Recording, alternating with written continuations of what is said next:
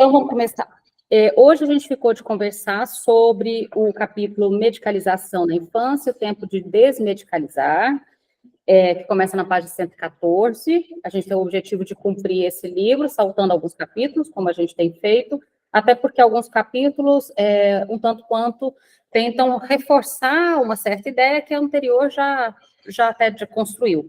Mas esse capítulo eu fiz questão de deixar até para a gente poder ter um olhar mais multiprofissional. Então, esse capítulo aqui é escrito por um pediatra e psicanalista, então aí nós temos uma visão também de quem trabalha na área de psiquiatria e pediatria, né? Então, a gente já tinha lido aqui da perspectiva da psicanálise, a gente vai ler um da perspectiva da educação. Então, a ideia é que a gente consiga, das várias perspectivas possíveis de se pensar a infância, e os impactos dessa questão da medicalização para a infância, a gente poder ir pensando esse campo a partir de outros saberes. E eu achei interessante a proposta que ele traz aqui, que eu até coloquei ele no quadro, daqui a pouquinho eu viro aqui, Leão.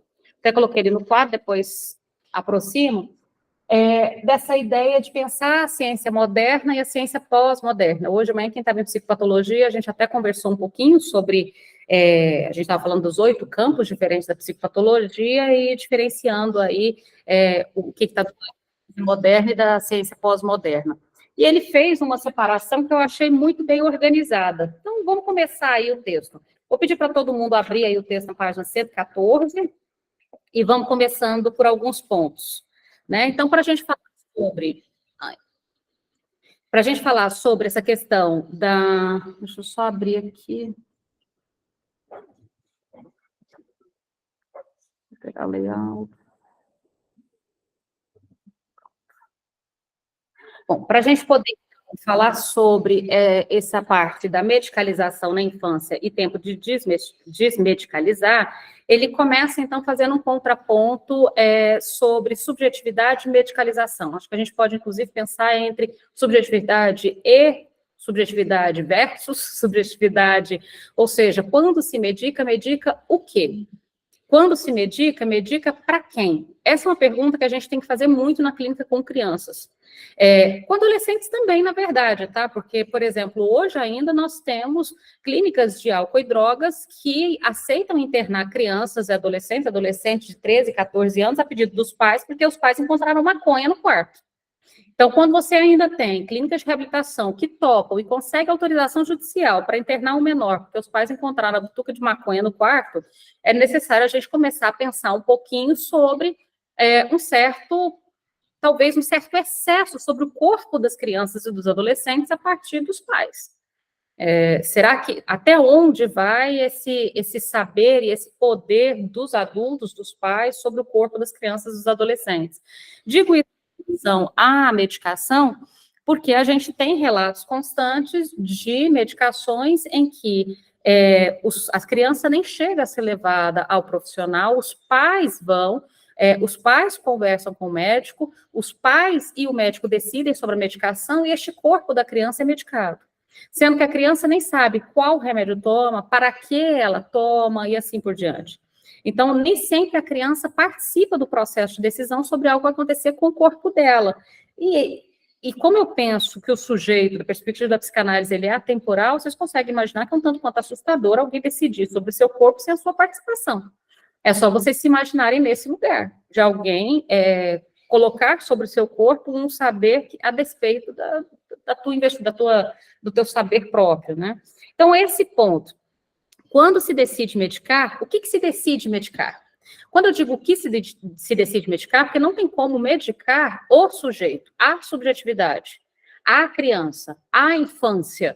Ou seja, todas essas questões subjetivas não são medicáveis. Então, quando se decide medicar alguma coisa mais específica. Por exemplo, a dificuldade de dormir. Ok. Agora, quando começam algumas coisas não tão específicas, por exemplo, dificuldade de aprendizagem. O que seria exatamente de medicar a dificuldade de aprendizagem? Medicar a dificuldade de aprendizagem já é algum tanto quanto mais subjetivo. Até dormir não é tão objetivo assim, ela pode não estar dormindo por N motivos. Mas a aprendizagem, por exemplo, é um tanto quanto amplo. Mas se medica a dificuldade de aprendizagem. Então, a primeira pergunta que se coloca é: quando se decide medicar, o que se decide medicar? Quais são as características que se decidem medicar? A segunda pergunta que se coloca aí é, se não se medica o sujeito, e sim se medica o corpo no qual o sujeito se apoia para poder existir, não é interessante que o dono daquele corpo, aonde aquela subjetividade é apoiada, participe desse processo de decisão? Então, são algumas perguntas que ficam, mesmo quando é um corpo muito pequeno, muito jovem, estamos falando de crianças de 1 ano e meio, 2, 2,5, 3, quando que essa criança, ou como essa criança vai participar desse processo? Então, a pergunta que fica aí, logo no início do texto, é o que é medicalização? E ele traz, né, o Wagner Ranha, ele traz duas interpretações, dois significados do que seria, então, a medicalização. Vejam que é de propósito que a gente não fala medicação, a gente fala medicalização. Já é uma palavra que traz consigo uma certa crítica aí, tá? Da medicalização. Então, ele traz duas definições. Abram na 114, vamos ler aí. Podemos definir a medicalização de duas formas. Primeira, a medicalização consiste em definir como doença ou transtorno comportamentos e características individuais na perspectiva do vigiar e punir e do exercício do biopoder patologizando a vida. Então, a primeira questão, e veja por que está passando um monte de maritaca ali, não sei se... Passou um enxame de maritaca na janela. A primeira pergunta que se coloca, não sei se vocês escutaram as maritacas aí, mas elas estão passando aqui na janela. A primeira pergunta que se coloca a que serve essa medicação e por que a gente está falando de exercício do biopoder? Será que há algo da ordem do exercício do biopoder no sentido de controlar esses corpos? Entende? Então, exercício do biopoder, quem controla este corpo? Por que se controla este corpo?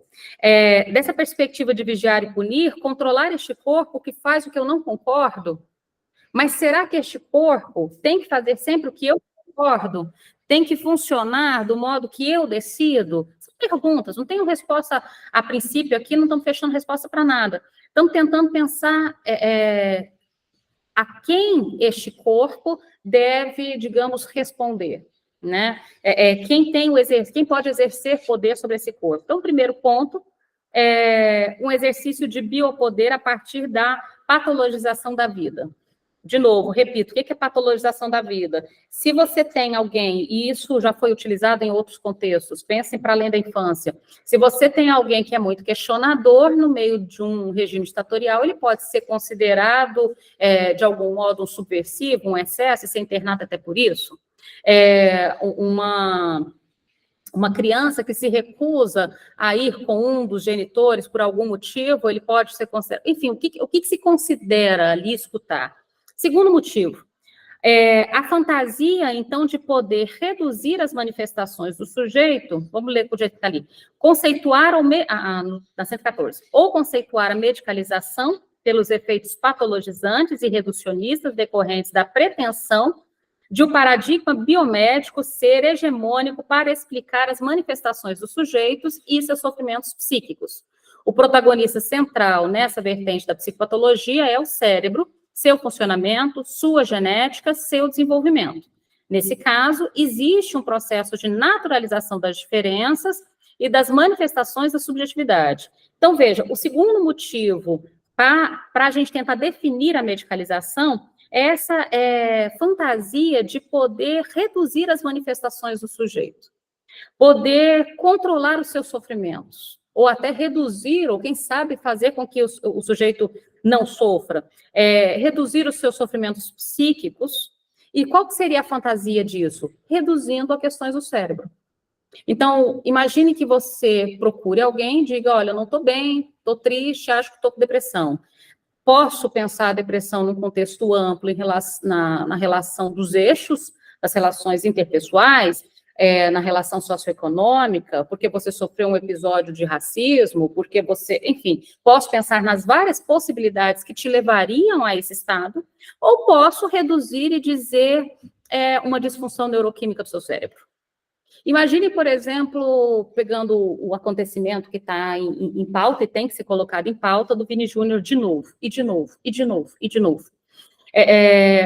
Imagine o seguinte, imagine que a imprensa espanhola perguntou, mas especificamente a imprensa de Valença, perguntou ao final do jogo se o Vini Júnior não ia pedir desculpas. Como se ele tivesse que pedir desculpas. E ele tivesse que pedir desculpas porque ele desorganizou o jogo. Ele se excedeu na sua reação. Ele criou um caos. Ele acabou sendo expulso do campo. Veja, da perspectiva de alguém que pergunta à vítima do racismo se ele não se envergonha de ter se manifestado contra o racismo, se ele não pediria desculpa por ter se manifestado contra o racismo, isso dá uma certa notícia do que se esperava. Ou seja, naquele contexto, olha que coisa doida, o louco é ele. Os patrocinadores concordaram. O juiz concordou. Os, sei lá, 30, 40, 50 mil pessoas que estavam lá, parece que estavam no único coro dizendo a mesma coisa, diga de passagem. O técnico pensou até em tirar ele do campo, porque ele estava atrapalhando o jogo, né? Para não perder a qualidade do time. O outro, não é doido isso? Que naquele contexto, ele foi um insano. Não é o universo todo que ele está ali que é insano. Veja, e aí vamos supor, então, que ele teve uma crise, uma explosão de irritação, de agressividade, você se lembra? Ele ficou apontando para o campo, para o rapaz que começou a gritar lá perto dele, né? Lá no fundo da área. E alguém dissesse, ele teve uma disfunção neuroquímica que resultou naquela crise, e se não tivesse tido essa disfunção, devido a problemas do seu funcionamento genético, ele certamente teria sabido se comportar adequadamente. Afinal, outros jogadores já passaram por isso e não fizeram aquilo, não é mesmo? Porque teve essa discussão, tá? Teve essa discussão de que outros jogadores, por exemplo, Daniel Alves uma vez jogaram a banana e ele soube tirar com humor, ele pegou a banana e comeu. O outro jogador... Vocês lembram? Vocês perceberam essas discussões? Como se, de algum modo, ele precisa aprender a reagir melhor diante do racismo. Não é o racismo que tem que parar de existir, é ele que tem que aprender a reagir melhor diante do racismo. Então, vamos pensar essa coisa dessa fantasia de reduzir as manifestações do sujeito e os seus sofrimentos a uma ideia simplista. Eu estou comparando porque eu achei essa ideia muito simplista.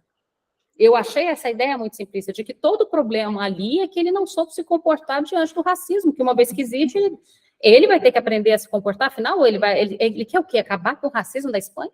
Foi a mesma coisa que a gente ouviu na escola. Lembra que o Vini falou que não adianta a gente ficar incomodado ou falar alguma coisa em relação ao racismo, que as pessoas que tinham que aprender a lidar com outras formas, porque ele, se ele fosse se incomodar com isso, o que ia acontecer? Foi exatamente a mesma coisa, né, que aconteceu. Ele está querendo falar sobre a reação e não sobre a situação. Tipo, a situação não vai mudar, então vamos ver. A pessoa que sofre que se vire para aguentar. Foi o mesmo exemplo de uma adolescente que eles usaram. Sim, e na verdade, esse exemplo que a Bianca está dando, a gente foi a uma escola fazer palestras sobre violência escolar e um rapaz negro, a gente está falando sobre a questão do racismo na escola, o rapaz negro disse, eu não considero que as piadas racistas sejam um problema, eu mesmo já aprendi a lidar com elas, por mim, eu acho que é a gente que tem que aprender a lidar e desconsiderar, porque são só piadas, ou sempre vão existir, e etc, etc. É claro que a gente não deixou a resposta por aí, fomos trabalhar em cima disso, mas o que eu estou apontando são as reduções simplistas, entende? Nós temos várias fantasias de reducionismo, de reduzir a uma ideia muito simplista a um problema. Citei a coisa do racismo, mas vou voltar aqui para o texto. A ideia da medicalização também tem uma ideia reducionista. Uma pretensão de explicar todo o mal-estar da subjetividade e toda a dificuldade do que é humano e o sofrimento mental em uma redução do seu funcionamento cerebral, genético e de desenvolvimento. O que eu estou apontando são para os riscos de conclusões reducionistas. Vamos continuando aí no texto, então. Um segundo ponto que o texto avança é sobre os limites do determinismo genético ou neurológico. Na página 115, no primeiro parágrafo da 115, pulem aí mais ou menos 10 linhas, tá assim, novas visões, não sei se vocês acharam, novas visões sobre o genoma apontam para a intensa interação do material genético com o meio ambiente, através de processos que ligam e desligam genes ou conjuntos de genes, colocando um limite num determinismo genético absoluto e descobrindo um genoma que dialoga com o ambiente, numa determinação epigenética. Tudo isso deságua numa afirmação bem contemporânea. A cada genoma, a cada um o seu cérebro, a cada um o seu corpo.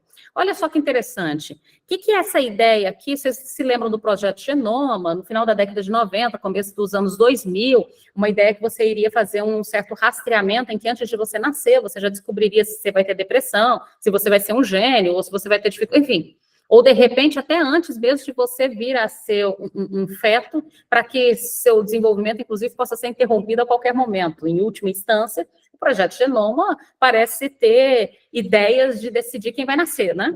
Ali. Veja, o que está dizendo aqui? A ideia de um projeto, uma visão sobre o genoma, que aponta para uma intensa interação com esse material genético, com o meio ambiente, através de processos que ligam e desligam os genes. O que eles estão querendo apontar aqui? Uma afirmação contemporânea, como se, de algum modo, o seu funcionamento já estivesse um tanto quanto determinado por um genoma, um cérebro, um corpo. O que são os perigos aqui que me preocupam? Se já está um tanto quanto determinado, o que eu preciso oferecer a uma criança? Se já está determinado, eu preciso oferecer a essa criança algo que modifique o fluxo das coisas que vão acontecer no seu desenvolvimento? Se já está tudo determinado, aparentemente não. O problema é que parece que a gente está caminhando tanto quanto para isso.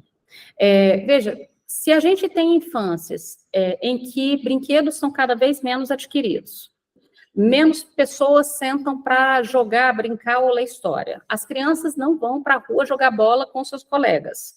Em que menos interação, menos estimulação, menos movimento do corpo, cada vez menos coisas são ofertadas à criança, não é de se estranhar, porque lá na frente a criança vai ter sequelas disso.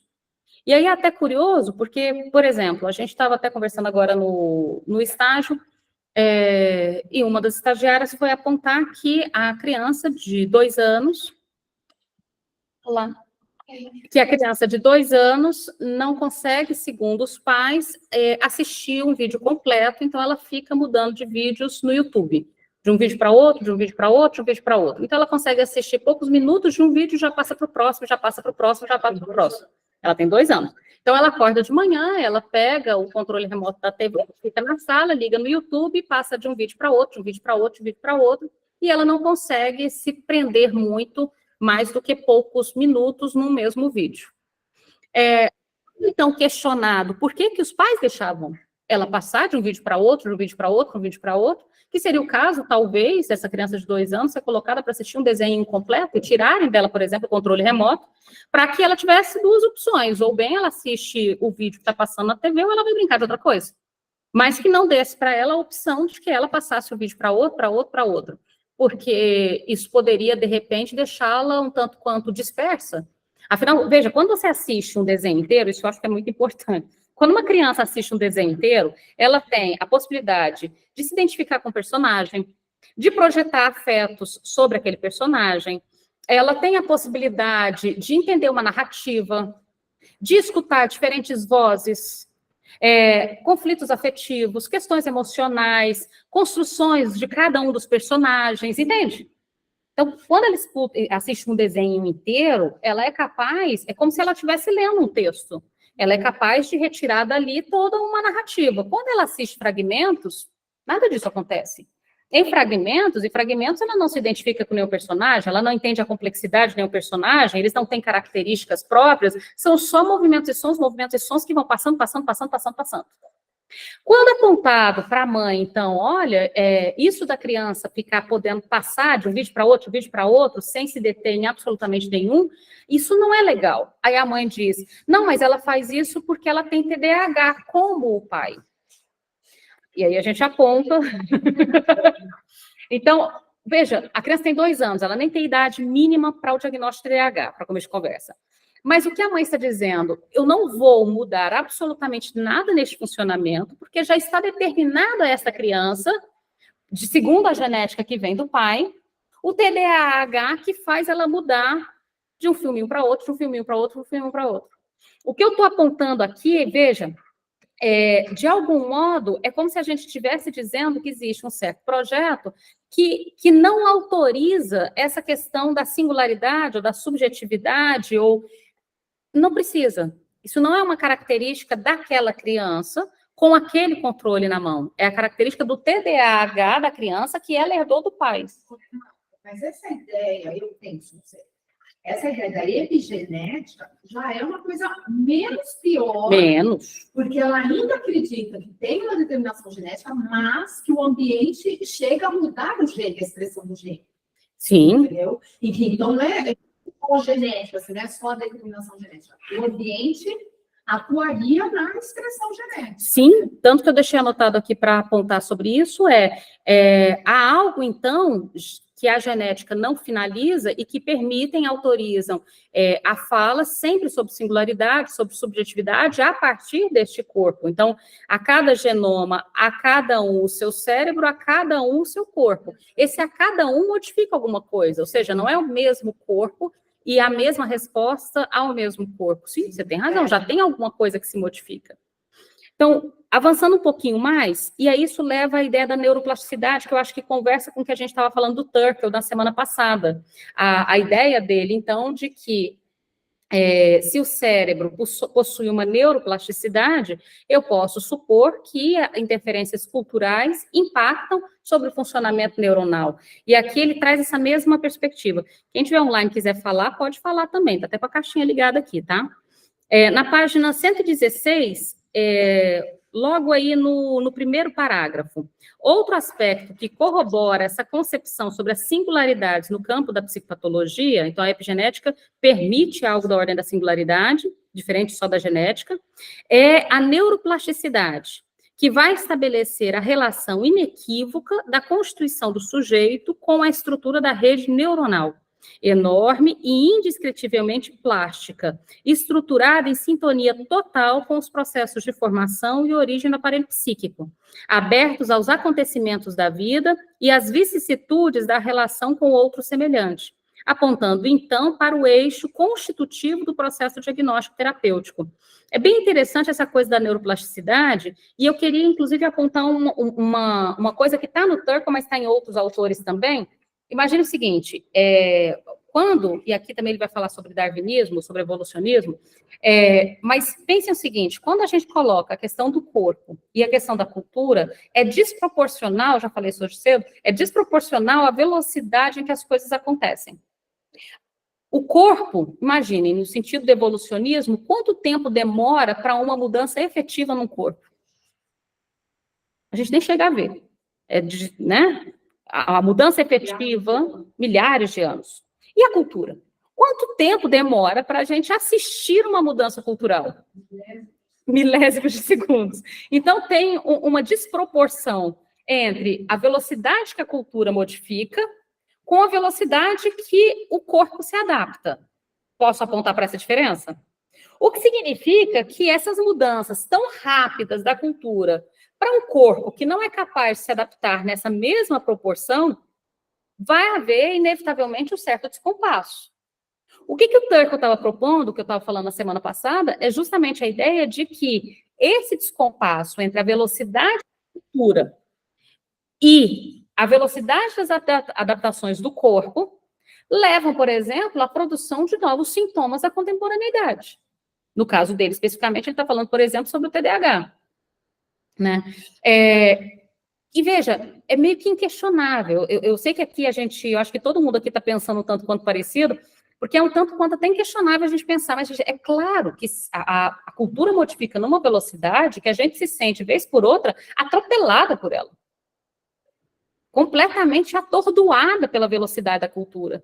Então, é de se esperar que com a velocidade e o atordoamento que a cultura nos causa, vai haver um certo desencontro e, portanto, mal-estar, sofrimento, sintoma, que possa vir a ser diagnosticado, inclusive, com algum nome, de um novo transtorno? Uma vez que você falou, primeiro, a apresentação lá, que eles falam, depois, a questão que você fala de neurodepressão, né, que seria TOD, né? E aí eu fiquei, assim, intrigada naquilo, porque depois eu fui, não por quê, né? E aí eu percebi que, assim, a questão da pandemia, né? Por exemplo, o construto do superego da criança, né? Como é que ficou? Eu fiquei me questionando, como é que ficou? Sabe? Porque, na verdade, é quando a criança começa a interação social, quando ela começa a ir para a escola, né, e tudo, começa a ser, né, construído. Aí eu fiquei, assim, intrigada com isso. Qual o impacto da pandemia aí? Justamente. Porque aí, no caso, foi consequência. E o superego, né? Aí. Não, eles são 3 partes da mesma instância psíquica, eles não têm uma sequência, eles são partes da mesma instância. Isso. Mas que afeta, na verdade, né? Porque ele precisa dessa interação social, e, na verdade, não teve essa interação social. Então, de uma certa forma, nessas crianças foi quase que interrompido isso, né? Então, de uma certa forma, eu liguei, não sei se faz sentido, sabe? Mas é porque me intrigou muito, eu fiquei procurando e pensei. Eu acho que a gente pode pensar em relação à questão do TOD também, mas a gente pode pensar em todos, independente de nomes de diagnósticos.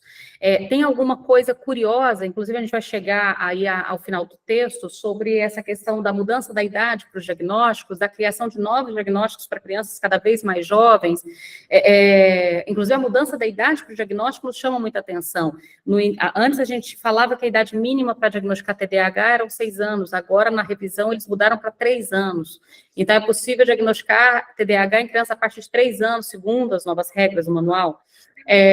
O mesmo TOD, o desafiador, ele era identificado a partir dos 6, porque era necessário que a criança tivesse feito um certo percurso na integração simbólica do mundo, na construção e organização simbólica do mundo, para poder dizer que essa criança estava desrespeitando alguma autoridade. Essa autoridade tinha que ter sido minimamente construída pelo campo simbólico.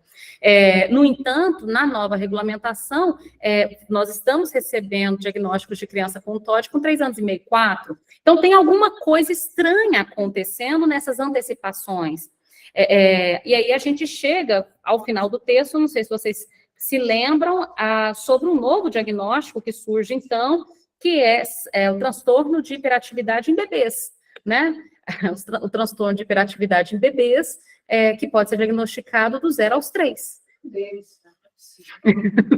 Então, tem alguma coisa aí que nos chama. Então, por que a nomeação disso tudo? Então, voltando a essa coisa na neuroplasticidade, é interessante a gente apontar que, veja, vamos aceitar, então, que sim, a questão neuronal é importante, a questão genética é importante, tudo isso é importante, mas não determinante. Né? O que a gente está apontando, tanto na epigenética quanto na neuroplasticidade, é no sentido de que as intervenções da cultura sobre o corpo interferem no funcionamento desse corpo, interferem no funcionamento, inclusive a ponto de aparecer sobre este corpo manifestações sintomáticas. Isso não é novo na perspectiva da psicanálise, tá? De modo algum, isso é razoavelmente antigo, isso está na base da teoria psicanalítica. Então, avançando um pouquinho para além da neuroplasticidade, ainda na página 116, veja, a psicanálise, então, desde Freud, né, lembrando que o Freud era neurologista, né, é importante a gente lembrar, o Freud, na sua origem, era neurologista. A primeira ideia do Freud para tentar construir um saber foi a partir da neurologia, uma tentativa de construir um projeto de uma psicologia científica, lembram disso? Ou seja, eu não posso dizer que o Freud começou a psicanálise considerando o corpo, pelo contrário, tanto que as manifestações sintomáticas são sobre o corpo, são inscritas no corpo. Então, desde a fundação da psicanálise com Freud, ele aponta que o aparelho psíquico ele está apoiado numa base genética e neurológica. Isso nunca foi de outra forma. O aparelho psíquico, ele é uma metáfora, você não vai achar ele nem no dedão do pé, nem na cabeça, ele é uma metáfora, mas o aparelho psíquico é uma metáfora que se apoia em bases. Qual base? A base do corpo. E o corpo, ele é tanto genético, quanto neuronal. E isso está ali desde o primeiro projeto na psicologia científica em Freud. Na página 116, a gente pode ler, logo na sequência, na segundo parágrafo da 116. Para a psicanálise, essa concepção teórica de um aparelho psíquico apoiado numa trama de neurônios, estruturada na relação com a outra pessoa, com o outrinho com minúsculo, está presente desde o texto do Freud, projeto com psicologia científica. E vamos avançando um pouquinho mais, pulem 4 linhas. Vou até ler inteiro, eu fui pulando umas linhas, mas vamos direto. Nesse trabalho, Freud ressalta que os neurônios PHI se submetem aos neurônios PSI, que se organizam numa rede a partir do encontro com o outro semelhante, enfatizando a situação do duplo desamparo do bebê, em relação à impossibilidade de sobrevivência sem a presença do outro e em relação aos objetos de satisfação da necessidade que serão determinados pela contingência. Então, veja, Freud está dizendo que lá desde a origem, embora a gente tenha uma base genética e neuronal para este corpo se nota desde que nasce com desamparo. E o que é o desamparo? Aí já é algo que aponta para a cultura. O desamparo, ele se dá de 2 formas. Este corpo, ele até nasceu com uma base genética e neuronal, mas ele não se sustenta sem ser cuidado por alguém. Ou seja, esse corpo precisa ser alimentado, limpo, cuidado, entende? Esse é um desamparo. E o outro desamparo que esse corpo aponta é para a relação dos objetos de satisfação da necessidade.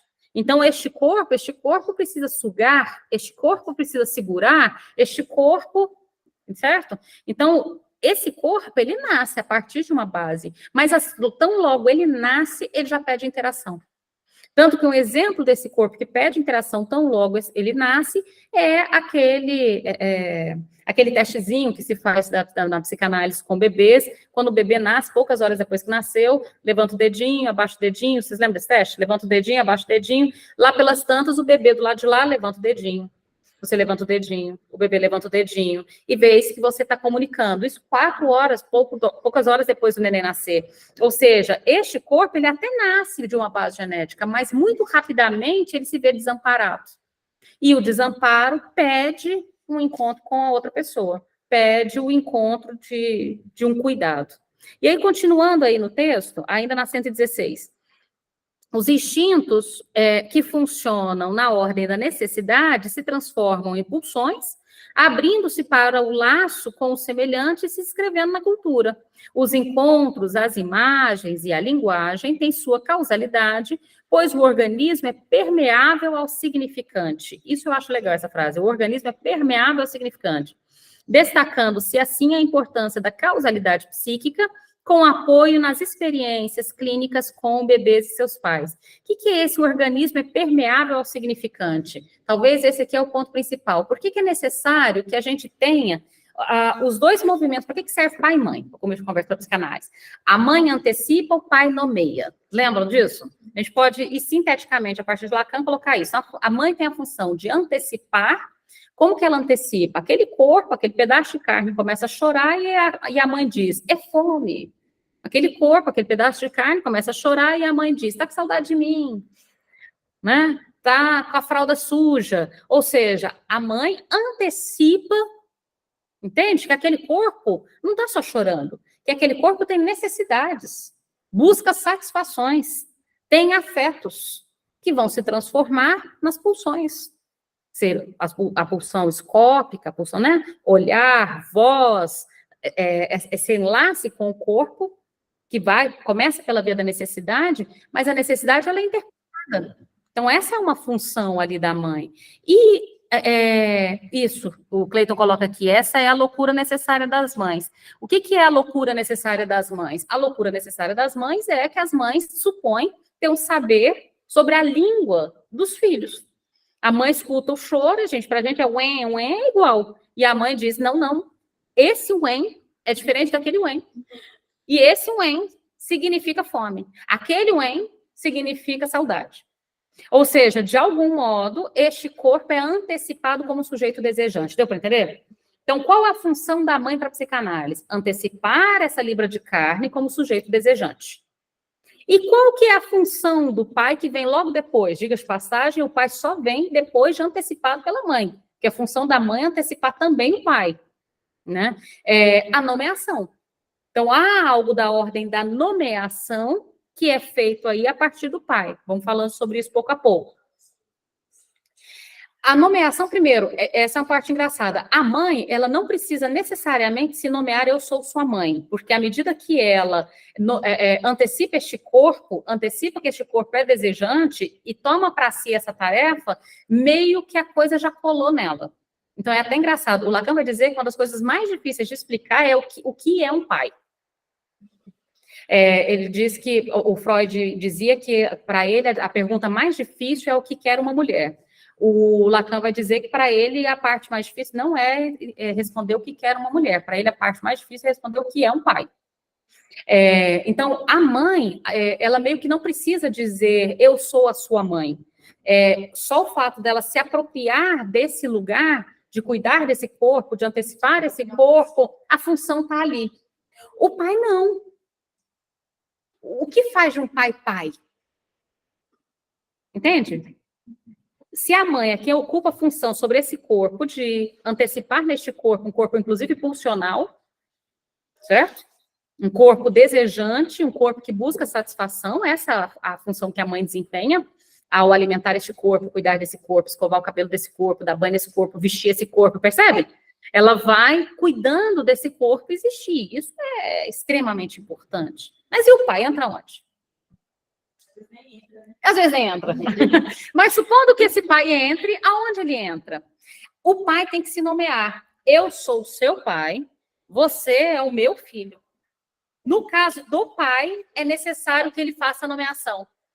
E quando ele nomeia, eu sou o seu pai, você é o meu filho, ele abre porta para uma série de outras nomeações necessárias. Essa é a sua língua, este é o seu sobrenome, este é o seu povo. A gente estava falando sobre as comunidades indígenas hoje. Junto com essa nomeação, vem um nome, um lugar, uma língua, Consegue entender? Essa nomeação é muito importante, dá inclusive uma sensação de pertencimento, de identidade. Inclusive, quando a criança ela não tem essa nomeação, ela fica desbussolada. Sabe que as crianças perdidas e desbussoladas? Que vai ganhar o diagnóstico de TOD? Ou seja, essa nomeação, ela tem lá a sua importância para localizar essa criança. Agora, acho que até não precisa o nome final da criança, tipo assim, que ficava no final da meu, por exemplo, só tem o do meu pai. Antes de gerações, o nome do pai era o nome da família toda. Era o nome, inclusive, a minha sogra, por exemplo, quando ela nasceu, ela só ganhou Aurora Maria de Jesus. Ou seja, ficou lá o nome Jesus, população rural, ficou lá o nome Jesus para quando casasse fosse substituído pelo nome do marido. Ou seja, ela só teria uma família ao se casar. Muitas famílias têm essa característica, sobretudo famílias mais antigas ou de população rural. Estou falando do coração do Brasil aí, né? Interiorzão rural. Essa ideia, então, as mulheres, os homens eram batizados com nome e sobrenome, porque esse sobrenome, esses homens teriam que passar para a sua família, certo? Mas as mulheres, elas eram batizadas sem sobrenome. Fulana de Jesus. Só para garantir que Deus está olhando. Então tem de Jesus. Mas o nome seria dado depois, quando ela integrasse a família do marido, quando ela ocupasse uma função social, que até ela casar, ela não... Tanto que é até engraçado, na cultura, o homem se casa, ele se torna marido. A mulher se casa, ela se torna mulher. Eu os declaro marido e mulher. Ou seja, ela passa a ter uma função social, um sobrenome, uma nomeação naquele momento. É meio engraçado isso. Mas tem uma lógica, se a gente para pensar. Então, vocês entendem por que é importante que Então, o organismo é permeável ao significante. O que significa isso? Esse corpo permeável ao significante, o que é o significante? A nomeação é significante. Filho é um significante. Entende? Pai é um significante. São significantes. Nomeações são significantes. Esses significantes, eles de algum modo produzem efeitos sobre esse corpo, o que significa que os significantes podem produzir vários efeitos, inclusive efeitos ruins, tá? Vamos levar aí também em consideração. Inclusive, vão combinar que tem mais significantes sendo ofertados, às vezes, para a criança, que produzem efeitos devastadores, do que, efetivamente, efeitos de outra ordem. O Rodrigo também falou que aqui, ó, a avó também era Malvina de Jesus. Exato, as mulheres que são de Jesus, normalmente não levavam o sobrenome dos pais. Iam ganhar sobrenome só quando casasse. E se não casasse, por exemplo, a irmã da minha sogra é freira. Então, ela casou com Jesus. Então, ela já era de Jesus e casou com Jesus. Entendeu? A irmã do meu pai também é freira. Tem freira dos dois lados. Aí é até engraçado, porque na que a minha tia, irmã do meu pai, é freira, eles são franciscanos, eles têm que abrir mão de tudo, inclusive do nome. Então, quando ela se tornou freira, ela teve que abrir mão até do primeiro nome. Não, a gente chama ela de tia Fia. Porque meu avô ficou muito revoltado que ela resolveu ser freira, e chamava ela de Fia. Fia é filha, né? Em bom goianês, filha, Fia. Então, a gente achava que Fia era o nome dela, né? Então, a gente chamava ela de tia Fia. Tipo, tia filha. O nome dela de batismo era Maria da Luz e o nome dela de freira era Ângela. Entendi essa troca, não? Não é porque ela tá viva, né? Mas a gente chama de tia Fia. Que depois, adulta, eu entendi por que era tia Fia. Fia é filha, né? Mas a gente via chamando de Fia, virou tia Fia. Tia filha. Para não usar o nome de freira. Mas veja, o que a gente está apontando aqui dessa coisa da nomeação? O organismo é permeável ao significante. Então, o significante que eu colo naquele organismo terá efeito sobre aquele corpo, entende? Então, se eu jogo sobre essa criança de 2 anos, esse significante, TDAH, posso colar numa espécie de profecia, a gente falou isso no primeiro encontro, este significante? Se eu jogo sobre aquele corpo burro, posso colar sobre aquele corpo? Vocês sabem que os pais falam essas coisas doces para as crianças, né? Você é um peste, você é burro, Ou seja, o significante é permeável, o organismo é permeável ao significante. Acho muito importante a gente apontar isso. E talvez esse seja um dos pontos mais importantes na clínica com os pais, sobre essa orientação que se dá aos pais. Os pais, às vezes, dizem o oposto que eles querem que a criança faça, supondo que a criança já nasceu sabendo sarcasmo e ironia. Né? A turma deles hoje, eu fui falar que a cadeira do Steve Hopkins, ele ocupava a cadeira do Newton. Aí os alunos falaram, nossa, mas já tinha cadeira de rodas na época do Newton? Cadeira acadêmica, criaturas. E o bom é que ainda demorou para alguns entenderem. Aí um falou assim, nossa, essa cadeira era boa mesmo, porque durou. É cadeira metáfora. Cadeira do Newton. Eu perdi isso, eu não pensava. De manhã cedo, eu estava falando da cadeira no sentido de cátedra, não da cadeira material. Eu falei, o Steve Hopkins ocupou a cadeira de quem? De quem? Aí uma aluna, de rodas.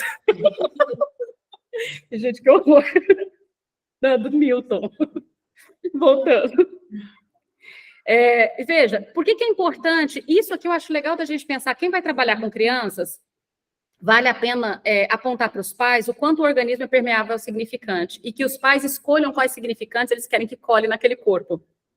Porque os significantes que os pais derem e nomearem aquele corpo, vocês entendem que terá impacto? Então, se os pais falam que este corpo é, este corpo pode vir a ser. Os pais têm esse poder sobre o corpo dos filhos, de operar a partir desses significantes, né? Bom, continuando aí, veja, então o Freud, desde o início da psicanálise, aponta sim que o aparelho psíquico se estrutura a partir de uma base genética e neuronal, e se estrutura a partir de uma base, não significa que a gente está desconsiderando que este corpo que nasce desamparado busca, nas relações significantes, algo para dar conta desse desamparo. Busca antecipação na mãe, busca nomeação no pai, certo? Continuando um pouquinho mais para frente, vejam a próxima citação aí.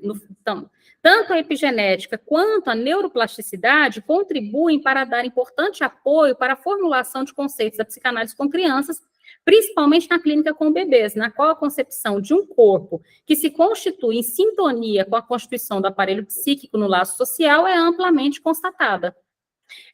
Seguem para o próximo. Em contraposição ao discurso biomédico, defendemos o ponto de vista de que, diante de uma manifestação de sofrimento psíquico, devemos buscar, para além de uma classificação, um diagnóstico estrutural e longitudinal, fundamentado na teoria da constituição do sujeito e seus eixos pulsionais, simbólico e intersubjetivo.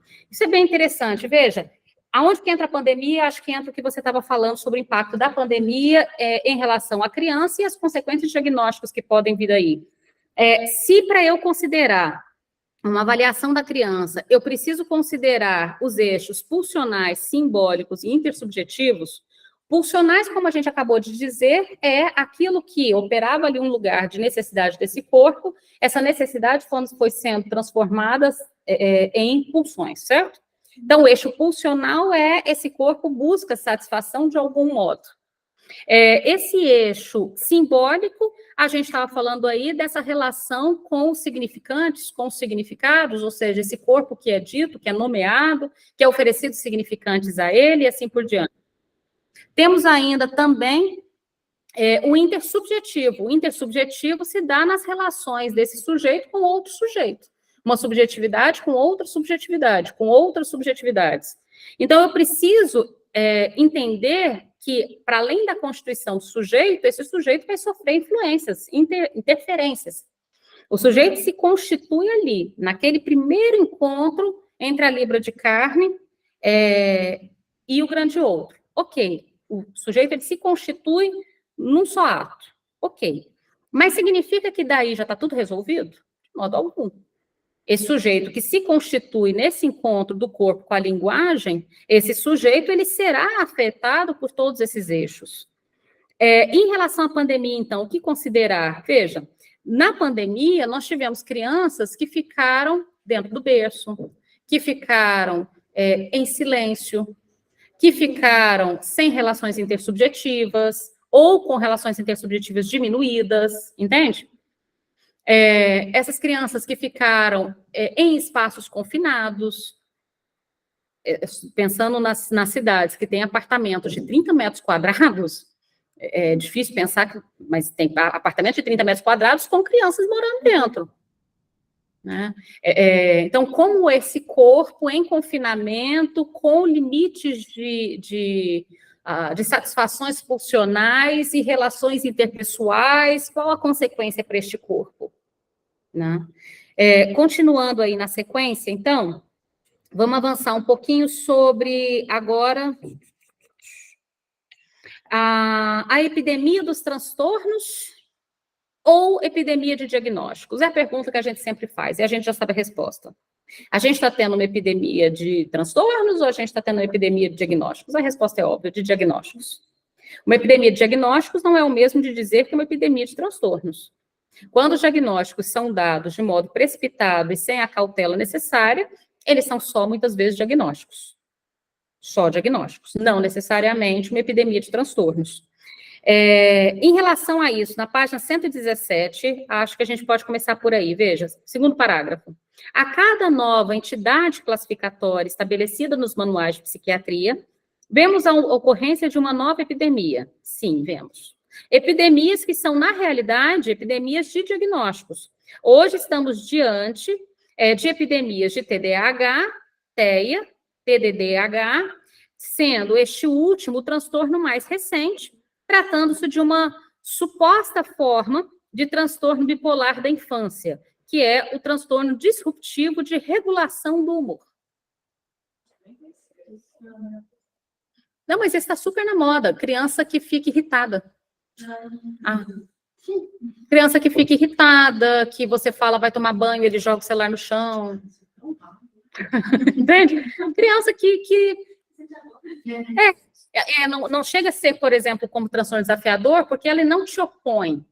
Então, ele sabe que ele tem que te obedecer, mas não quer obedecer. Então, ele tem uma reação desregulada de humor. O que é uma reação desregulada de humor? Exagerada. Ou seja, não compatível com o que foi pedido. Então, você pede para ele tomar banho, ele se joga no chão. Rola de um lado para o outro. Eu lembrei daquela mãe que, nossa filha, ela achava que o filho dela era autista, porque ele não gostava de ouvir, não. Ficava chateado. Tem aparecido bastante. Tem aparecido bastante a reação das crianças quando dizem não. Então, a gente tem aparecido alguns que se queixam. Meu filho não sabe ouvir não. Correto? E que mais? E aí, pais que prescindem, então, de dizer não para o filho que não pode dizer não. A gente tem até uma teoria aí. Vocês já viram no mercado de nunca dizer não para as crianças? Não, acho que vocês já viram isso. A pirraça agora tem diagnóstico. Chama TDDH. Né? É um novo diagnóstico para pirraça. Então, continuando aí. Hoje estamos diante de epidemias de TDAH, TEA e TDDH. Sendo esse último transtorno mais recente, tratando-se de uma suposta forma de transtorno bipolar da infância, que é o transtorno disruptivo de desregulação de humor. Então, levamos a pergunta, se uma criança é muito alegre e, de repente, está muito triste e chorando, isso é infância ou transtorno? Então, é até engraçado, a gente conseguiu diagnosticar todos os adultos, e aí parece que não basta. Aí a gente desceu para os adolescentes. Aí parece que não basta, agora a gente desceu para a infância. Aí parece que não basta, agora a gente vai descer para os bebês. Isso. A ideia é conseguir diagnosticar a vida em todos os seus estágios. Você viu que agora tem uma forma prolongada no DSM que saiu agora, viu? Porque pensando, é muito oportunismo isso ser depois de uma pandemia. Você acha? Transtorno do luto prolongado. Ele está no outro DSM que saiu agora. Então, né, essa nova... a gente está falando, inclusive, sobre modificações desse novo do DSM-5 revisado, tá?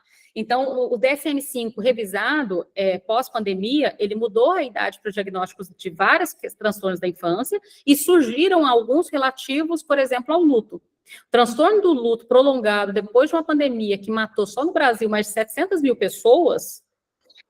Então, hoje, no consultório, quando chega alguém se queixando da perda do marido, ou do pai, ou da mãe, ou da esposa por Covid, é porque ele já deveria ter parado de reclamar disso. Já deu, já passou.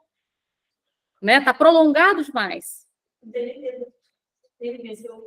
Qual é o tempo certo do luto? Né? Então, o transtorno de luto prolongado após uma pandemia é uma ótima observação. Chama muita atenção que eles decidam lançar a revisão logo depois da pandemia, com alterações em decorrência da pandemia. Vocês conseguem perceber isso? As alterações que estão lá em relação ao tempo de diagnóstico da infância, da adolescência, e a criação de novos diagnósticos da idade adulta, em grande, são respostas a acontecimentos da pandemia. Curiosamente. Ótima observação. Continuando, então, veja, o que é essa epidemia, então? De transtornos ou de diagnósticos? Então, essa criança que está alegre e depois está triste, essa criança que você diz não e ela se joga no chão, isso é um transtorno ou isso é infância? É necessário tomar, talvez, uma decisão. E aí a gente continua. É necessário, então, uma avaliação cuidadosa, desinteressada. O que eu estou chamando de desinteressada? Eu acho que vocês já devem ter visto, vários psicanalistas têm postado nas redes, inclusive frases do tipo, a quem interessa essa avalanche de diagnósticos?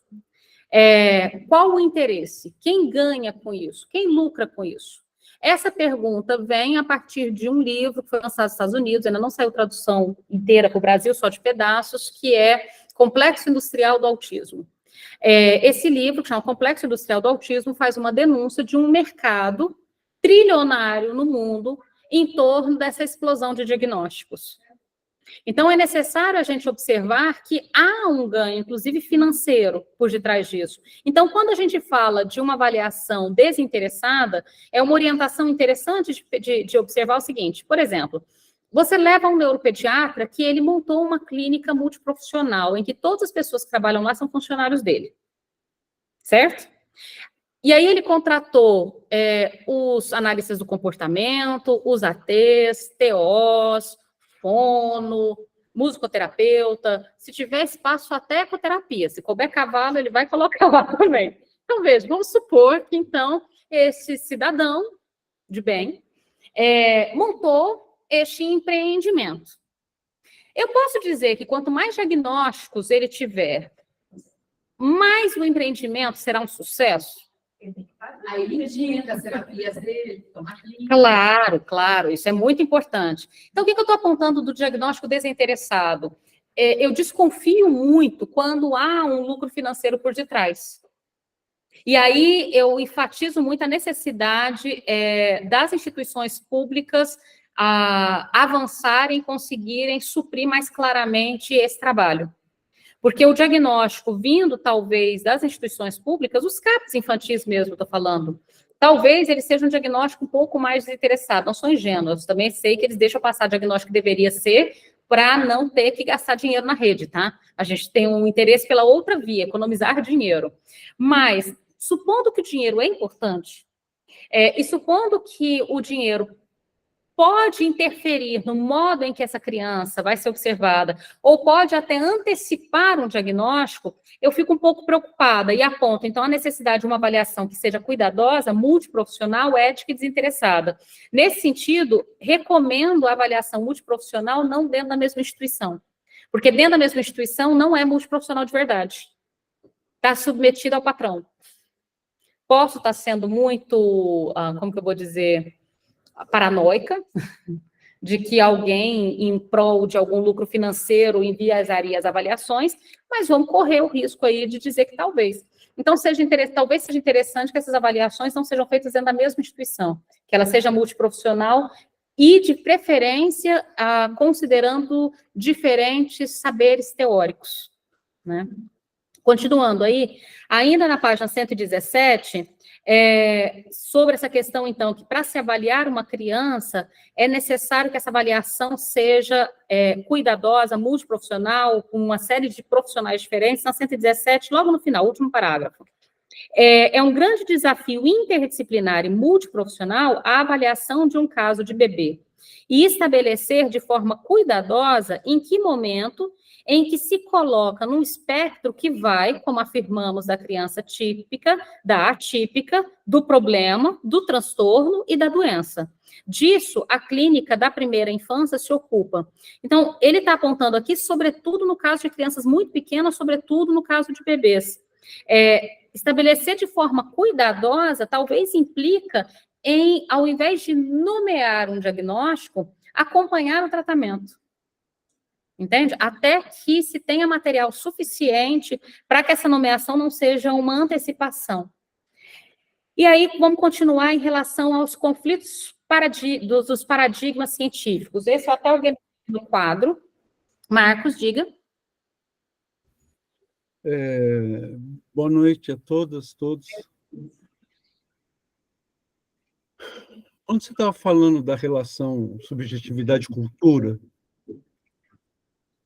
deu-me a impressão, né, que a cultura é isenta, né, como se ela não tivesse um perfil. Eu sei que não foi essa sua intenção.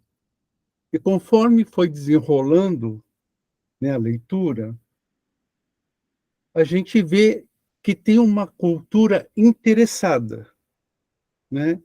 E a minha sensação, quando você veio falar do diagnóstico cuidadoso do bebê, é como se fechasse um círculo para justificar a força do cérebro, a força do genoma, a força do gene determinando, né, as causas das doenças e, portanto, da legitimidade ao diagnóstico, consequentemente, à medicação e toda a estrutura voltada para ela. Isso é a minha observação. Na verdade, é uma ótima observação, porque acho que a palavra diagnóstico, inclusive, acho que inclusive aqui ele nem usou a palavra diagnóstico, ele usou avaliação, eu que usei a palavra diagnóstico, avaliação.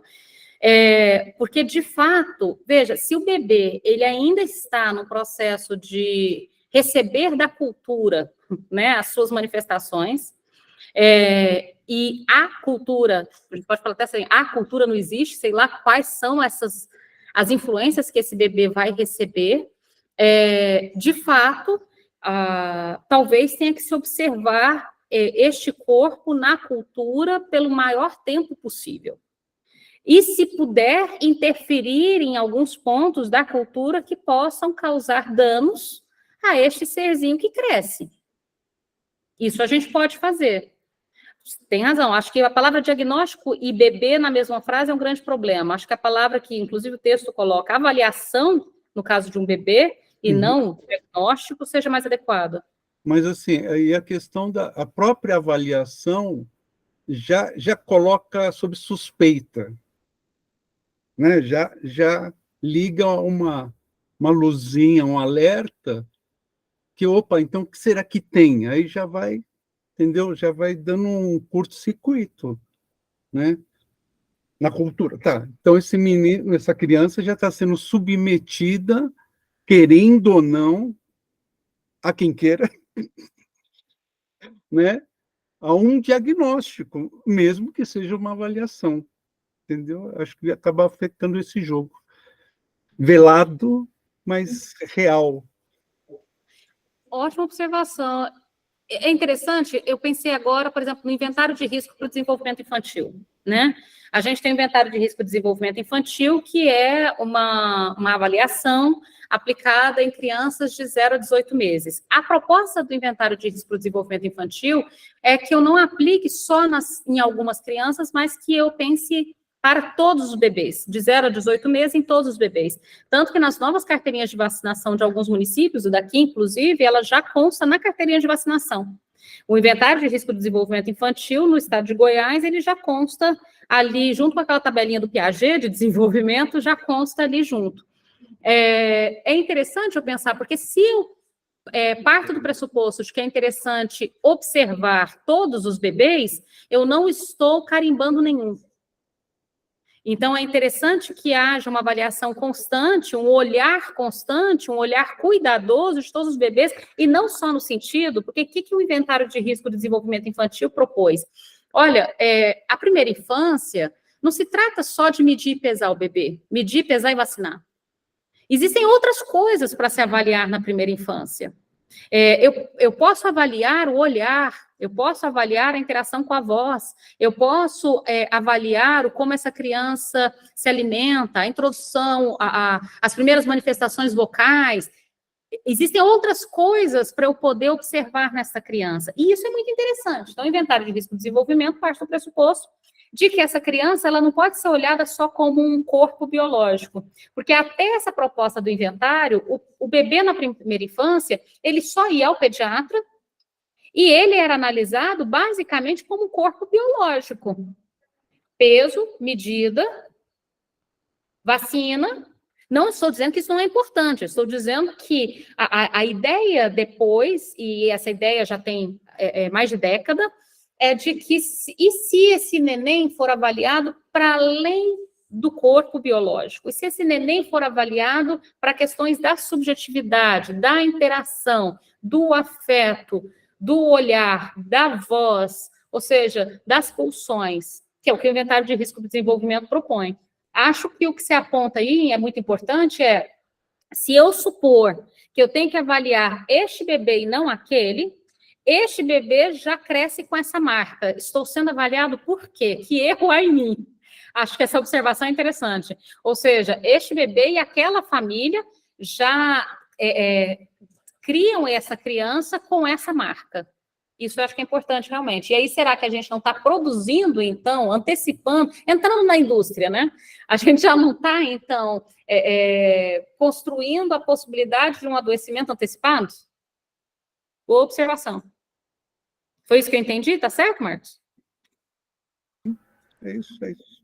É isso? Isso. Mas acho que talvez a questão seja observar todos os bebês. Sim. Oferecer... A necessidade de realmente olhar essas crianças, como é que eu vou dizer, na sua totalidade, enquanto um projeto de Estado, política pública, e não só ficar tentando fechar uma teoria, né, da cultura, vamos dizer, da indústria farmacêutica, né, da indústria do diagnóstico, né, que tem a sua fundamentação lá nos genes, no cérebro, né? Então, e aí que é um perigo, esse é o perigo que eu vejo. E você sabe que você falando isso, acho que a gente percebe, inclusive, uma área que a psicologia precisa avançar até mais, né? Então, para que essas crianças possam ser observadas desde a primeira infância, do 0 aos 18 meses, aonde nós vamos encontrá-las? Então, a gente vai ter que estar no centro de pediatria, a gente vai ter que estar... Porque onde que a gente vai encontrar essa criança? Porque essa criança vai entrar para a escola mais tarde, em sua grande maioria. Então, depois desse período, até para a gente não acontecer o risco da gente só se ocupar da criança quando ela apresenta um sintoma. Sim. Que é o que está acontecendo, a gente só se ocupa das crianças quando elas apresentam defeito de fábrica, né? Quando elas manifestam algum sintoma, algum descompasso, um atraso de linguagem, um atraso de fala, uma birra, andou na ponta dos pés, não está estabelecendo contato visual, quando ela apresenta alguma manifestação muito explícita. Ela já vem carimbada, né, com um problema. Ela já vem carimbada do problema, inclusive, e é até engraçado, Marcos, olha só, você sabe, a primeira pergunta que a gente faz na clínica, mesmo para criança pequena, é o que te traz aqui? O que te traz aqui? Qual o problema do teu filho, está implícita essa frase, né? O que te traz aqui? E agora você falando isso, olha, a gente tem que pensar as coisas realmente, né? Como se então ele tivesse ter um problema para ir lá. Sim. Como se a criança precisasse, eu preciso achar um defeito, eu preciso achar um problema, eu preciso achar uma manifestação para poder conversar nesse espaço com um profissional sobre meu filho. E é até engraçado você falando isso, Marcos, eu lembrei que vira e mexe a gente fala assim, porque me lembro de uma criancinha pequena que os pais levaram, a mãe levou, o pai falou, você tá louca, ela não tem nada, e a criança realmente não tinha... Era uma criança que gostava de correr e escalar coisas. Uma criança com muita energia, diga de passagem. Era uma criança de menos de 2 anos, um pouco, 1 ano e 8, 1 ano e 10, 1 ano e 9, por aí. E a avó olhou na internet e pela internet a criança era autista, né? Então, porque a criança, ela andava na ponta dos pés, a criança, enfim, para a avó, 2 mais 2, internet, Google, a criança era autista. E aí, curiosamente, a criança foi para avaliação, já com esse carimbo, né? E a pergunta que você faz é o que te traz aqui? Eu andei pesquisando na internet e essa criança é autista. E aí você fala, bom, então vamos avaliar para saber se ela é ou não é, e você avalia, no caso, essa criança não era só uma criança com muita energia e que precisava de espaço para exercitar essa energia, era só isso, uma criança que corria, escalava, pulava, mas contava história, brincava com as bonecas, fantasiava, enfim, era uma criança, assim, do jeito que uma criança tem que ser mesmo, né? Mas aí é interessante porque eu me lembro que uma das coisas que a gente conversou na época aqui sobre essa criança é como se tivesse sido, então, uma perda de tempo avaliá-la, afinal ela não tinha nada. E agora você falando isso, né, tipo assim... Para que trouxeram essa criança? Tem uma fila enorme de gente para ser atendido e essa criança não tem nada. E agora você falando isso, realmente, olha, é como se a gente mirasse no funcionamento da clínica esperando o problema. Ótima observação. Posso fazer um comentário, sim? Deve. É que nem essa coisa a imagem que você traz, né? A expectativa de que, confirme o problema ou não, e essa sensação de perder o tempo. É a ideia, aqui em São Paulo, sou de São Paulo, Zona Sul, perto do autódromo, e é um caos, né? Você dirigir e moto passando, tum, tum, tum, né? E você fala, como assim? Velocidade 50, você 50 e os caras, tum, né? O absurdo é quando tem alguém com moto na sua frente andando a 50 e você fica incomodado. Você entende? Esses deslocamentos como assim? O cara está fazendo certo, né? A gente fica incomodado. Então, esse deslocamento na percepção da gente, né? Que precisa ser o tempo todo, opa, está sendo revista. Sim, a moto andando para a 50 seria aí o bebê. E aí é interessante você apontar, então talvez a clínica com crianças, ela não possa partir da mesma pergunta que a gente faz para os adultos. Sim. Os adultos, é interessante a gente pensar nisso. Parece uma bobagem, parece simples, mas percebem? A clínica com adultos, a gente pergunta, né? O que te traz aqui? Ninguém vem aqui porque não tem um problema. Se você vier aqui é porque tem algum problema, né? Qual que é o problema que te traz aqui? Sofrimento, mal-estar? Agora, realmente, a clínica com crianças, talvez ela não deveria partir dessa premissa, porque essa premissa vai na direção oposta do que a gente está falando aqui. A gente está falando para não patologizar a criança, mas a nossa primeira pergunta é: patologize seu filho e me conta qual foi a patologia que você deu. Boa observação. Talvez a clínica com crianças tenha que pensar um outro modo de conduzir a primeira entrevista, que não seja patologize seu filho e me conte qual foi a patologia encontrada. Né? Laurice? Oi, boa noite. Vocês estão me ouvindo bem? Super bem, pode falar. Então, eu estava pensando nessa questão, né, de perguntar para os pais, né, o que te trouxe aqui. Eu não sei se eu concordo que não é uma boa pergunta, se a gente está tentando descobrir justamente essas nomeações que a família dá para essa criança, né? Eu acho um bom modo da família já nos informar, olha, é isso aqui que a gente costuma falar, que ela tem, que ela é, né? Então, acho que serve de investigação também. E aí, até talvez para tirar esse rótulo que a criança já tem escutado em casa, né? Eu acho que se a gente escutar com essa observação que você fez agora, Laurice, aí dá certo. Ou seja, eu não estou escutando para patologizar também a criança, mas para despatologizar. Né? Aí sim. Mas os rótulos, eles vão chegar de qualquer modo, mas é interessante a gente pensar nisso. É possível uma clínica com crianças que permita que a gente chegue até as crianças sem que elas primeiro tenham que desenvolver sintomas? E aí eu não estou pensando só na clínica no sentido de consultório, não. Estou pensando em centro de pediatria, centro integrado da criança, sabe? Esses locais onde a criança vai lá medir o corpo, pesar o corpo, tomar as vacinas. Será que é possível a gente pensar em algo que cuide não só da vacina, mas da subjetividade dessa criança nesses espaços que elas vão regularmente? Lembrando que a criança tem 1 ano, vai todo mês, né? Diga, Marcos. A creche. A própria creche. Claro que a creche a gente tem o quê? Eu acho que 1 a cada 3 crianças, ou 6, acho que é a conta, né? 1 a cada 6 crianças conseguem vaga nas creches. Mas, sim, a própria creche já seria uma possibilidade para uma porcentagem dessas crianças. A estrutura da creche não possibilita muito isso, tá? Porque fica, tipo, 30, 40 crianças para 2 professores. Então, eu não sei qual seria a solução ainda, se a creche caberia, mas eu acho que seria uma possibilidade, mas sim, imaginar um lugar em que a gente consiga acessar essa criança para observar a criança sem que necessariamente ela tenha que primeiro ter uma manifestação sintomática. Até porque a gente está aqui falando justamente sobre, por exemplo, a criança de 2 anos que muda o vídeo a cada segundo. Ora, será que não valeria a pena uma intervenção? Não sei nem se a mãe escutaria a intervenção, mas uma intervenção que diga da importância dela não ter o controle aos 2 anos de idade deste controle remoto, para que ela tenha que se deparar com uma narrativa que acontece, entende? Que ela tenha que passar por essa experiência de esperar o final da história e não passar para a próxima, não sei, algo dessa ordem. Algo na atenção primária mesmo, tá? Coisa que é a atenção primária. Mais pedagógico até, né? Psicoeducação até. Tem alguma coisa aí, não sei ainda a resposta exata, mas acho que é interessante essa observação que você fez.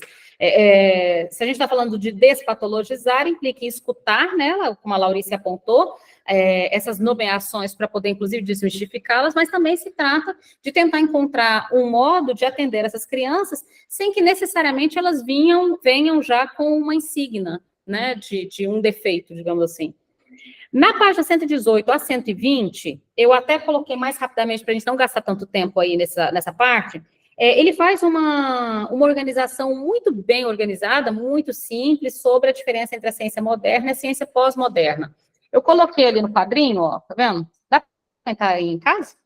Minha letra terrível, mas tá lá. O que ele está apontando aí?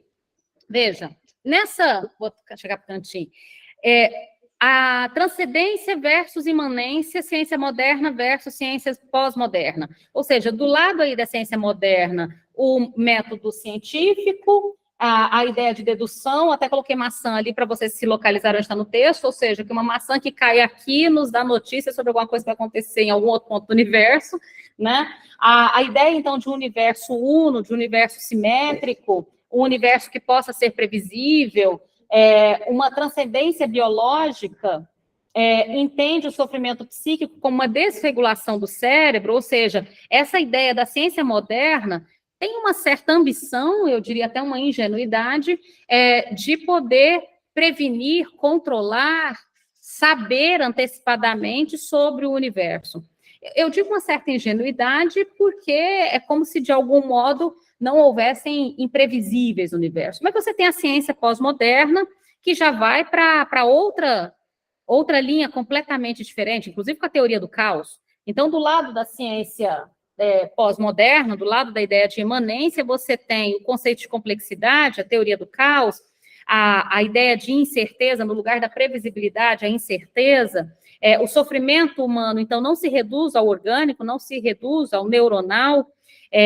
A ideia, então, de imanência considera o sujeito, a sua história e o devir, né?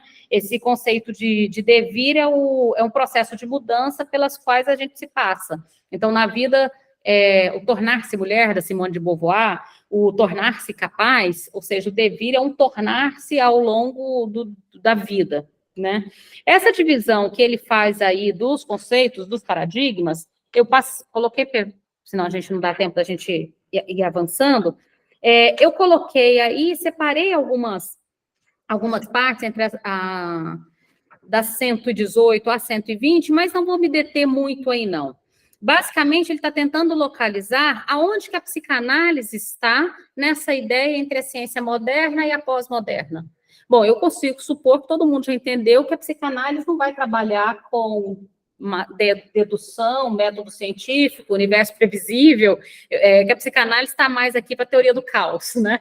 Que a psicanálise está mais nessa lógica aqui do sofrimento humano para além do orgânico, para além do neuronal, para essa ideia, inclusive, de devir, ou seja, tornar-se, transformar-se, etc. Então, eu vou avançar, está muito clara essa parte do texto, da 118 a 120, sobre esse conflito entre esses dois paradigmas científicos e já localizamos a psicanálise. Então, onde está a psicanálise? A psicanálise, página 120, terceiro parágrafo. A psicanálise, da segunda metade do século XX, vai se desenvolver de forma robusta no campo da constituição do psiquismo e de sua íntima sintonia com a integração psicossomática. Avancem para 121, primeiro parágrafo. Também, podemos ressaltar também que na psicanálise há um campo de causalidades, por exemplo, a causalidade do encontro com o outro. Como assim causalidade do encontro com o outro? Não, o neném nasce, mas qual vai ser a pessoa que vai lá cuidar? Essa pessoa que vai lá cuidar, vai cuidar de que forma? Vocês entendem que é uma causalidade? Essa pessoa que vai lá cuidar, por exemplo, vou pegar aí o Juliano Peçanha, ele deu até uma entrevista recente, isso que eu acho interessante, ele fala muito sobre o impacto desse primeiro contato dessa mãe sobre o corpo do bebê. A mãe dele, por exemplo, ia cuidar dele quando bebê com luvas, com luvas de plástico cirúrgicas, né? Então, ela ia ao corpo do bebê com luvas cirúrgicas, para não se contaminar da pulsão, talvez, não sei, né? Ali com o bebê. E ela decidiu não oferecer o peito, mas é curioso o que ela diz, então, já com ele grande, sobre não ter oferecido o peito. Um dia ele pergunta, né, se ele tinha amamentado e tal. Ela disse que, de modo algum, porque, e a imagem que ela conta porque você parecia que ia devorar o meu corpo inteiro. Né? Então, você não ia só sugar o meu leite, você iria devorar o meu corpo inteiro. Então, qual o impacto desse... Mas veja a causalidade. Ele só nasceu. Agora, você pode nascer e vir uma mãe com luva, tocar este corpo, E pode vir uma mãe sem luvas tocar este corpo. Isso é causalidade. Como é que você vai saber aonde você vai nascer? Entende? Então, a psicanálise ela vai apontar, e é interessante a gente pensar nisso, o campo da causalidade. Por exemplo, esse bebê ele nasce desamparado e esse desamparo leva a um encontro com o outro. Mas qual? Qual? De qual ordem? Né? E do significante. De novo, qual o significante? Pode ser que o bebê nasça e o significante que ele ouça é peste. Pode ser que o neném nasce e o significante que ele ouça é amor. Não sei. Qual significante vai ser o encontro desse bebê com o significante? Vocês sabem que tem umas crianças que já nascem com significantes meio assim... me lembro de... uma aluna uma vez contou essa história, e essa história, então, virou um exemplo. Ela contou rindo, embora eu não acho que é possível que alguém ria disso, mas eu acho que depois de muito tempo, 20 anos contando a história, ela estava rindo. A gente estava fazendo chamada, não, Vitória, ela presente. Professora, diga, você sabe por que eu chamo Vitória? Não, nenhuma ideia. Não, é porque, assim, minha mãe estava grávida e aí ela não queria me ter, não. Aí ela tentou tirar de todo modo. Ela enfiou a agulha, ela tomou remédio. Mas aí eu nasci, ela falou, já que você nasceu, eu vou te chamar de Vitória, né? Você nasceu vitoriosa. Aí eu fui para o próximo da chamada. Então, desde então, né, isso numa chamada, né, Vitória, professora, sabe por que eu chamo Vitória? Então, agora eu já penso nas Vitórias que nascem por aí, como alguém que já deve ter uma origem traumática. Mas veja, o significante, a princípio, até essa menina falar isso, Vitória para mim era só um nome. De repente, eu descubro que Vitória já é uma marca significante. Então, a causalidade do encontro com o outro, qual outro? Com luvas, sem luvas? Do significante, Vitória, né? Qual o significante? Da eficácia causal das palavras, que Lacan chamaria da causalidade das palavras, colocada especificamente em jogo pela psicanálise, não sei falar isso não, no neologismo para materialidade, né? Para materialidade das palavras. Então, substitui mete de matéria por mote de palavra, destacando assim a causalidade psíquica do significante e sua materialidade ao produzir uma torção e uma subversão no organismo. Essa frase, ela é uma explanação daquela outra frase que nós gostamos bastante, que é o significante impacta no organismo. Então, o significante impacta no organismo no sentido de que a palavra tem materialidade. Tanto que ele substitui o mate de materialidade por mote de palavra, no sentido de que, então, a palavra molda, ou seja, a palavra fura, grava, carimba o corpo. Não é interessante isso?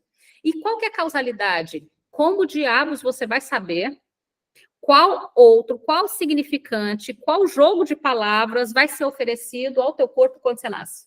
Você só nasceu. Essa causalidade é que é um tanto quanto terrível aí. Avançando um pouquinho mais, eu sei que o tempo está acabando, eu não vou conseguir fechar tudo, né? Mas o que eu queria apontar aqui então, na psicanálise, na contemporaneidade, a partir dessa coisa aí que a gente estava falando desse impacto, então, na psicanálise, na contemporaneidade, a gente tem a concepção de organismo que se estrutura num corpo, que sofre o efeito impregnante das imagens, das palavras, no encontro, então, com o semelhante, né? Tudo isso, então, se articula. E aí, vamos avançar, só para a gente não fechar sem pelo menos tentar. O que é essa batalha, então, contra o simplismo e o reducionismo que a gente falou ali desde o início? Na página 122, vamos fazer a coisa que a gente gosta bastante, que é falar mal do behaviorismo.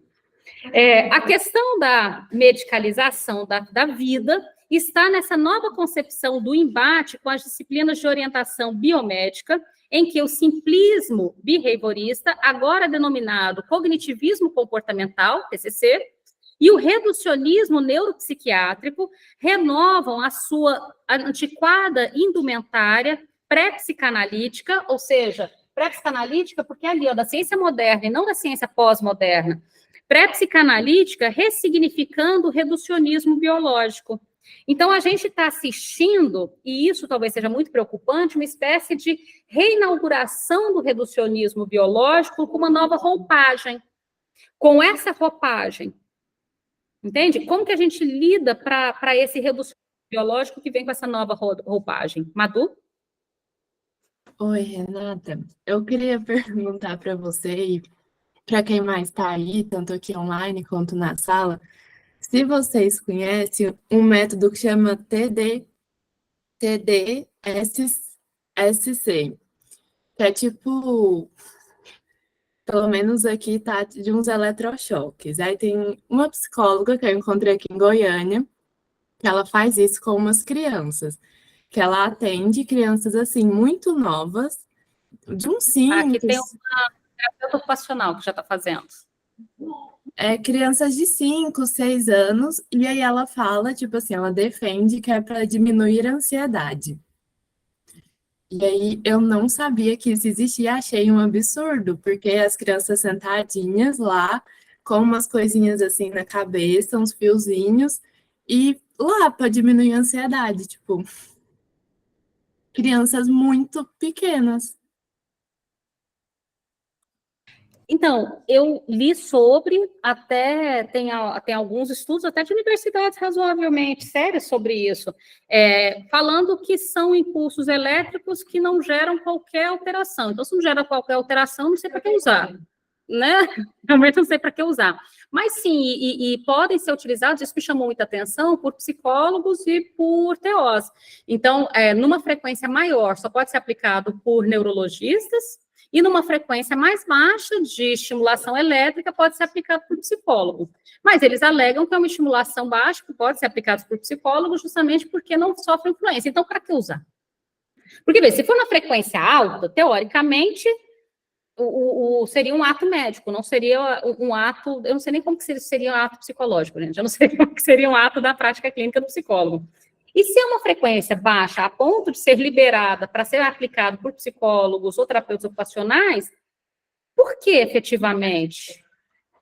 É o que me parece. Então, honestamente, parece uma panaceia. O que é a panaceia aí? A ideia de que eu vou dar choques em diferentes frequências para todos os problemas que existem em todas as idades, uma espécie de panaceia. Né? E essa coisa do choque está ultrapassando os limites, né? Esse negócio de ficar dando choque em diferentes frequências para todos os problemas que existem, para drogadição, para alcoolismo, para depressão, para ansiedade, para infância, para... Eles não têm que sentar no chão para brincar com a criança. Topamos qualquer negócio. Tá difícil esse negócio, porque às vezes você propõe o mais simples, o mais óbvio, e o mais simples e o mais óbvio demanda uma responsabilidade, um tempo. Isso é complicado, não está tão simples.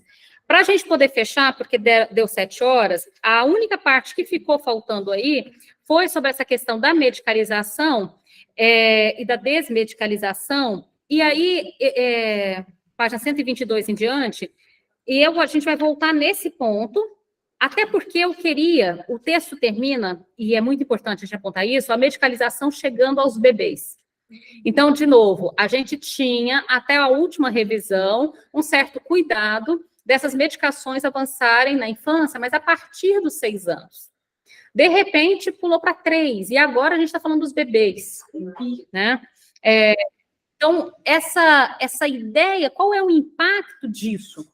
Então, no próximo encontro, daqui 15 dias, a Irene entrou e a gente já está saindo, Irene, era 5h30. Daqui 15 dias, então, a gente vai voltar neste ponto da página 122, e eu vou pedir para vocês avançarem, vocês vão pular o próximo, tá?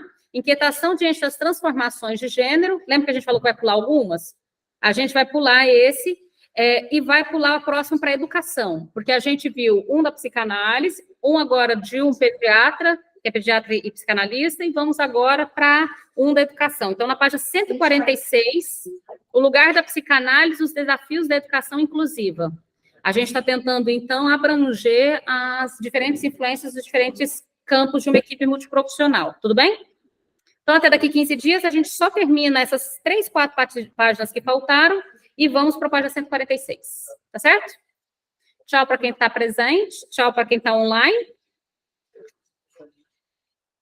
Tchau, tchau, gente. Deixa eu parar aqui a gravação. Obrigada. Até mais, gente. Tchau.